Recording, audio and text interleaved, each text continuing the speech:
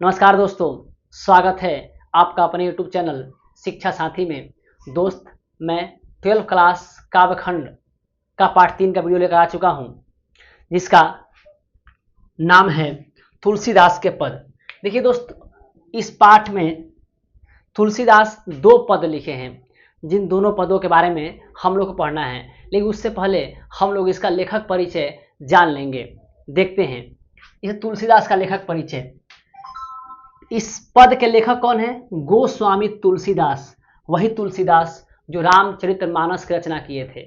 वही तुलसीदास जब बचपन में जन्म लिए थे तो इन्हें अभागा बोला गया था, अशुभ बोला गया था। थोड़ा सा इनके बारे में हम लोग जानते हैं। देखिए दोस्त, नॉर्मली कोई भी बच्चा माँ के पेट में 9 महीने रहता है, लेकिन ये 12 महीने अपने माँ के पेट में रहे थे। 12 महीने बाद जन्म लिए थे। जब ये जन्म लिए थे तो इनके 32 दांत ऑलरेडी थे, क्योंकि एक बच्चा जन्म लेता है उसके कोई दांत नहीं रहते, दांत जमता है। लेकिन ये 32 दांत लेकर ही पैदा हुए थे। सब कोई देखकर डर गया था इन्हें। कुछ साधु महात्मा बोले कि ये बच्चा अशुभ है, और उस बच्चा से डर करके उसकी जो माँ है, उसकी माँ अपनी दासी को वो बच्चा दे देती है। उसकी दासी उस बच्चे को अपने घर ले जाती है। ठीक 1 दिन बाद उनकी माँ मर जाती है, क्योंकि साधु महात्मा बोले थे कि वो बच्चा अशुभ है, और उनके उधर 1 दिन बाद माँ की मृत्यु हो जाना। जहाँ वो बच्चा ले गई थी दासी, उसका पति भी अपनी पत्नी अर्थात दासी को बोल रहा था, जिसका नाम चुनिया था। हालांकि दासी उनका पालन पोषण किए। 10 साल बाद जो है, हालांकि दासी के ले जाने के बाद इनके जो पिता थे, रियल पिता, वो भी मर जाते हैं। दासी अपने घर ले जाती है, इनका पालन पोषण करती है, और दासी के पालन पोषण करने के बाद ये 10 साल बाद वो दासी मर जाती है, जिस कारण जो दासी के पति थे वो इस बच्चे को अर्थात तुलसीदास को घर से निकाल देते हैं। ये तुलसीदास घर से निकालते हैं, उसके बाद भिक्षा मांग करके अपना जीवन यापन करते हैं। कोई भिक्षा ही नहीं दे रहा था, अशुभ बोल करके, अगर तुम्हें भिक्षा दे देंगे तो हमारे घर कोई विपत्ति ना आ जाए। फिर ये किसी मंदिर में गए, साधु महात्मा से बात किए। तो साधु महात्मा बोले कि आप राम का नाम का जप कीजिए। तो राम नाम का जप करने लगे। धीरे धीरे ये राम का पाठन करने लगे।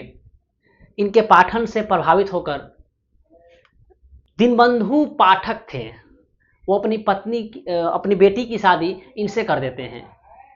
फिर इनकी शादी हो जाती है, और ये शादी होने के बाद, हालांकि ये राम का पाठन करते थे, शादी होने के बाद ये अपनी पत्नी के प्रेम में इतना डूब गए थे कि अभी शादी हुई थी, गौना नहीं हुआ था, इनकी पत्नी अभी अपने मायके में थी।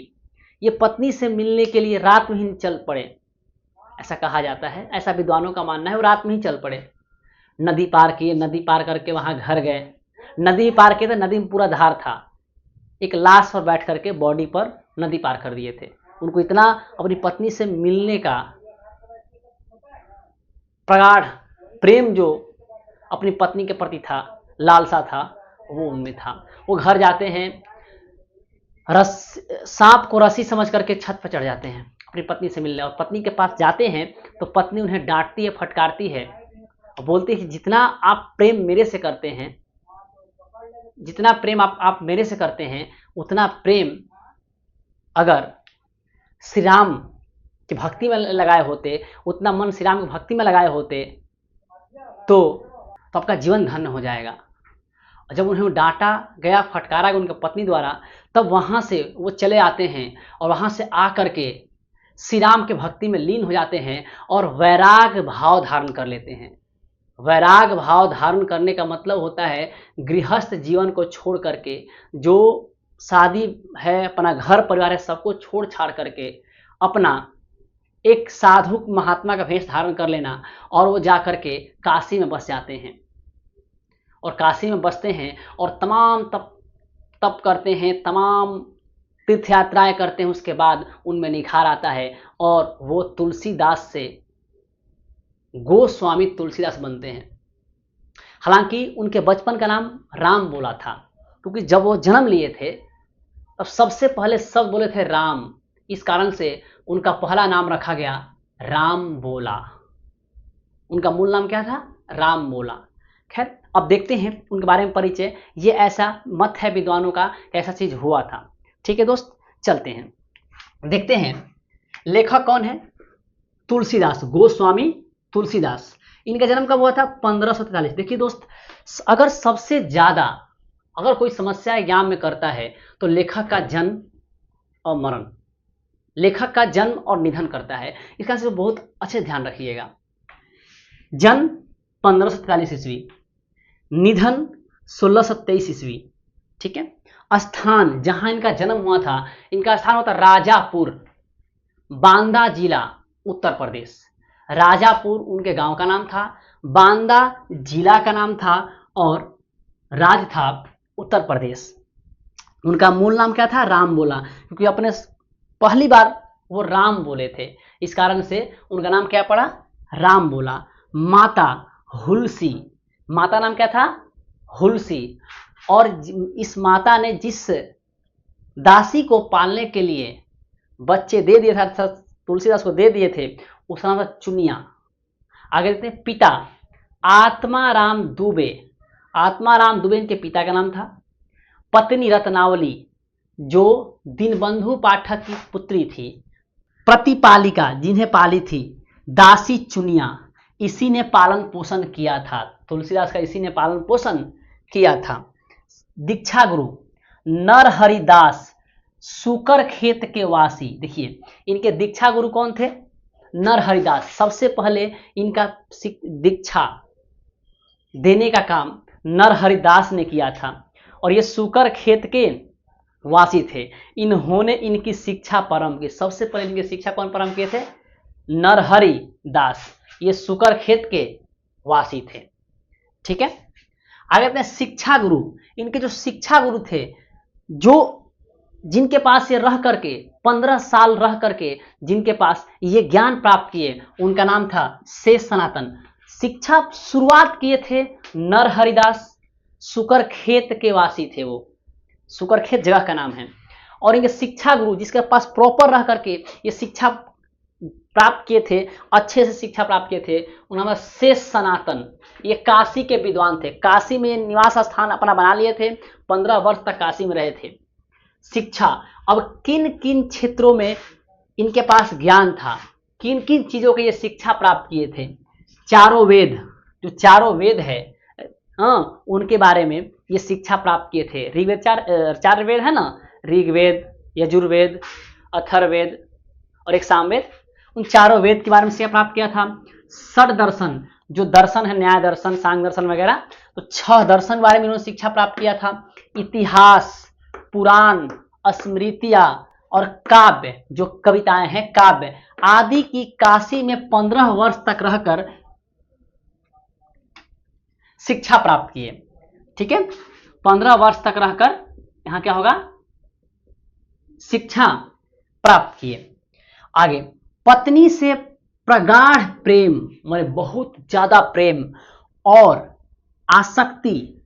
आसक्ति मतलब होता है मन का लगाव, मन का लगाव।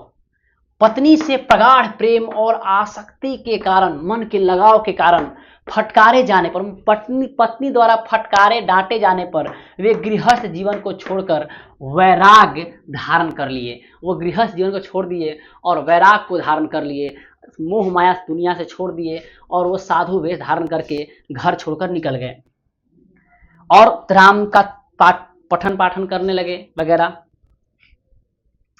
अगर दीनबंधु पाठक तुलसीदास जी से प्रभावित होकर इनसे अपनी पुत्री रत्नावली की शादी कर, बोले थे ना, दीनबंधु पाठक थे, वे इनसे प्रभावित होकर अपनी पुत्री रत्नावली का विवाह इनसे कर दिए। इनके परम मित्र कौन कौन थे? इनके परम मित्र थे अब्दुल रहीम खान खन्ना, महाराजा मान सिंह, नाभादास, मधुसूदन सरस्वती, टोडरमल। अस्थायी निवासी ये काशी के थे। कहाँ के था निवासी थे? काशी के। एक क्वेश्चन पूछेगा दोस्त, पूछेगा ये क्वेश्चन कि निम्न में से कौन तुलसीदास के समकालीन नहीं थे, माने उनके काल में नहीं थे। देखिए ये लोग इनके दोस्त हैं ना, ये सारे इनके दोस्त, इसके मतलब इनके समय में होंगे, इनके काल में होंगे, इनके समकालीन होंगे। तो इनमें से 3 ऑप्शन रहेगा और एक ऑप्शन रहेगा जो इनमें से नहीं रहेगा। तो ये लोग इनके समकालीन थे, एक ऑप्शन ऐसा रहेगा जो इसमें से नहीं रहेगा, तो वो समकालीन नहीं थे, कि दो से तो समकालीन रहेंगे ही रहेंगे। और आगे देखते हैं, मूल नक्षत्र में पैदा होने के कारण इन्हें अशुभ माना गया। जो भी बच्चा मूल नक्षत्र में पैदा होता है उसे अशुभ माना जाता है, और तुलसीदास जी का जन्म मूल नक्षत्र में हुआ था, इस कारण से पंडितों ने इन्हें अशुभ कहा गया था। जब इनके एक दिन बाद इनकी मां मर जाती है तो ये जो बात और भी सही साबित होने लगती है और लोग सचमुच में इस बच्चे को अशुभ मानने लगते हैं। ठीक है, तीर्थ यात्राएं, कहां कहां ये तीर्थ यात्रा किए थे देखते हैं। सुकरखेत अवध, चित्रकूट, प्रयागराज, मथुरा, वृंदावन, कुरुक्षेत्र, हरिद्वार, बद्रीनाथ, नैमिषारण्य, मिथिला, जगन्नाथपुरी, रामेश्वरम इत्यादि इन जगहों पर ये तीर्थ यात्रा किए थे। वहां राम का पाठ सुनाए थे, और यही राम को पाठ सुनाए थे और सुनाने के कारण ये जगह जगह पे तीर्थ यात्राएं किए थे। देखते हैं इनके प्रमुख रचनाएं। रचना बहुत इंपॉर्टेंट है दोस्त। हाँ, इनकी प्रमुख हम रचनाओं को देखते हैं। प्रमुख रचनाएं हैं राम लल्ला नाछू, वैराग संदीपिनी, भैरवे रामायण, ये इंपॉर्टेंट है, भैरवे रामायण, पार्वती मंडल, जानकी मंडल, रामाज्ञा प्रश्न, दोहावली, कवितावली, गीतावली, श्री कृष्ण गीतावली, रामचरितमानस मोस्ट इंपॉर्टेंट, और एक विनय पत्रिका हनुमान बाहुक। ये 44 छंदों की है हनुमान बाहुक, जो कवितावली से लिया गया है। पहले आपको पढ़ा चुका हूं। सबसे इंपॉर्टेंट इनकी कविता में वल लगाता है। देखिए, दोहावली, कवितावली, गीतावली, श्री कृष्णवली, जिसमें वली लगा है, मान लीजिए कि वो तुलसीदास की कविताएं हैं। उससे सबसे ज्यादा इंपॉर्टेंट कविताएं हैं रामचरितमानस। आप पढ़े होंगे, रामचरितमानस तुलसीदास द्वारा लिखा हुआ है। और एक विनय पत्रिका, कौन? विनय पत्रिका, हनुमान बाहुक, इन तमाम रचना तुलसीदास की है। इनकी रचनाएं बहुत ज्यादा पूछती है दोस्त, सबसे ज्यादा यहां से पूछता है, यहां से लेकर के यहां तक। आप इसे याद रखिएगा, इसे भूलिएगा मत, इससे क्वेश्चन पूछता है। आगे 44 छंद वाली हनुमान बाहुक को कवितावली का ही अंश माना जाता है। देखिए, हनुमान बाहुक जो इनकी काव्य रचना है, जिसमें 44 छंद वाला है, 44 छंद का प्रयोग किया गया है, ये कवितावली का ही एक अंश माना जाता है। रामचरितमानस तुलसीदास जी का सर्वश्रेष्ठ एवं बृहत महाकाव्य है। पूछेगा तुलसीदास का सर्वश्रेष्ठ महाकाव्य कौन है, तो रामचरितमानस। तुलसीदास का बृहत काव्य कौन सा है, सबसे बड़ा काव्य कौन सा है, रामचरितमानस। इसकी रचना में, जिसकी रचना में कुल 2 वर्ष 7 माह 26 दिन, इनके रचना में कुल 2 वर्ष 7 माह 26 दिन का समय लगा था। जब ये रचना लिख रहे थे तब तुलसीदास की उम्र महज 31 वर्ष थी। आगे देखते हैं, तुलसीदास जी रामचरितमानस का लेखन 31 वर्ष की उम्र में शुरू किए थे। मैं यहां मेंशन भी नीचे किया हूं दोस्त। ये जो ये कवि थे, ये मध्यकालीन कवि थे, भक्ति धारा के कवि थे। भक्ति धारा में 2 भक्ति धारा होता है, एक सगुण एक निर्गुण। तो ये सगुण भक्ति धारा कवि थे। अब सगुण भक्ति धारा भी 2 तरीके का होता है, एक राम सगुण भक्ति धारा, एक कृष्ण सगुण भक्ति धारा। तो आपको मालूम है ये राम भक्ति करते थे, इसलिए राम सगुण भक्ति धारा कवि थे। तो ये मध्यकालीन सगुण भक्ति धारा के, राम भक्ति धारा के महाकवि थे। तुलसीदास अपने प्रमुख साहित्यिक भाषाओं में अवधी एवं ब्रज भाषा का प्रयोग किए हैं। देखिए, जो ये साहित्य लिख रहे थे, जो साहित्यिक काव्य लिख रहे थे, उसमें ये अपने दो मुख्य रूप से भाषाओं का, एक अवधी और एक ब्रज भाषाओं का प्रयोग किए हैं। ठीक है, आगे देखें। आगे छंद, वे अपने काव्य में, अपने साहित्य में किस किस छंद का प्रयोग किए हैं उसको देखते हैं।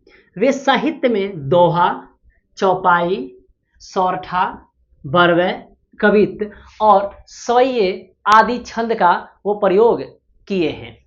ठीक है दोस्त, आगे देखते हैं। प्रस्तुत काव्य में, प्रस्तुत काव्य यानी जो हम कविता पढ़ने वाले हैं, जो दो पद है, जो दो काव्य है तुलसीदास द्वारा लिखा हुआ, जो दोनों के दोनों पद विनय पत्रिका से लिया गया है, उस प्रस्तुत काव्य में पहला पद विनय पत्रिका के सीता प्रस्तुति खंड से लिया गया है। द्वितीय पद भी, माने दूसरा पद भी, द्वितीय पद भी विनय पत्रिका से भी लिया गया है। पहला और दूसरा दोनों पद किसे लिया गया है? विनय पत्रिका से लिया गया है। उनका सर्वश्रेष्ठ प्रसिद्ध काव्य जिससे वो गाया करते थे, उनका सबसे श्रेष्ठ प्रसिद्ध काव्य जो वो हमेशा गाया करते थे, उसका नाम था भरत भये ठाड़े कर जोड़ी। ये उस समय का है, ये उस समय का दृश्य है जब भरत जी श्री राम के सामने खड़े होते हैं हाथ जोड़ करके। ये उस समय, उस टाइम का ये काव्य है और इनका सर्वश्रेष्ठ काव्य है और वो हमेशा इसे गाया करते थे। आगे, तुलसीदास को वाल्मीकि का अवतार कहा जाता है। जब वाल्मीकि जी रामायण लिखे थे, उसके बाद राम भक्ति में लीन होना और राम के हर चीज़ों को एक किताब के रूप में उतार देना, वो दूसरा व्यक्ति थे तुलसीदास। इसलिए कुछ विद्वानों का कहना है कि तुलसीदास वाल्मीकि जी के वो अवतार थे। ठीक है दोस्त, मैं कुछ यहाँ पे लेकर आया हूँ भक्ति धारा। फिर इसको ध्यान दीजिए, देखिएगा। देखिए, भक्ति धारा दो तरीके के होते हैं, एक सगुण भक्ति धारा और एक निर्गुण भक्ति धारा। सगुण भक्ति धारा भी दो तरीके के, एक राम मार्गी और एक कृष्ण मार्गी। निर्गुण भक्ति धारा भी दो तरीके के, एक ज्ञान मार्गी और एक प्रेम मार्गी। एक ज्ञान मार्गी और एक प्रेम मार्गी। देखिए, भक्ति धारा दो प्रकार के, सगुण और निगुण। सगुण भक्ति धारा दो तरीके के, राम मार्गी। इस जो भी कवि राम का बखान करता था तो भक्ति धारा में सगुण माना था, और उसके बाद राम मार्गी जो कवि राम का बखान करे वो राम मार्गी माना करता था। तुलसीदास देखिए राम का बखान कर रहे हैं तो ये सगुण भक्ति धारा के राम मार्गी, रामाश्रयी भक्ति धारा कवि हैं।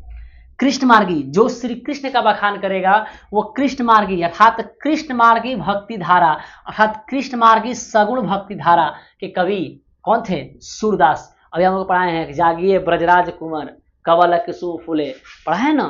तो देखिए वो श्री कृष्ण को जगाया जाता है उसमें। निगुण में ज्ञान मार्गी और प्रेम मार्गी। कबीर जो दोहा लिखे हैं, हर दोहा में एक ज्ञान है ना, तो कबीर ज्ञान मार्गी आएंगे। किस में? निर्गुण में। प्रेम मार्गी मलिक मोहम्मद जायसी। हाँ, ये पद्मावत देखिए वो लिखा हुआ है, राजा रतन सेन और पद्मावती के प्रेम के बारे में लिखा गया है। तो प्रेम मार्गी कौन है? सूरदास। हम लोग का लेखक परिचय खत्म हुआ। अब हम लोग अगले वीडियो में दोनों पदों का संपूर्ण अर्थ देखेंगे। ठीक है, मिलते हैं नेक्स्ट वीडियो में।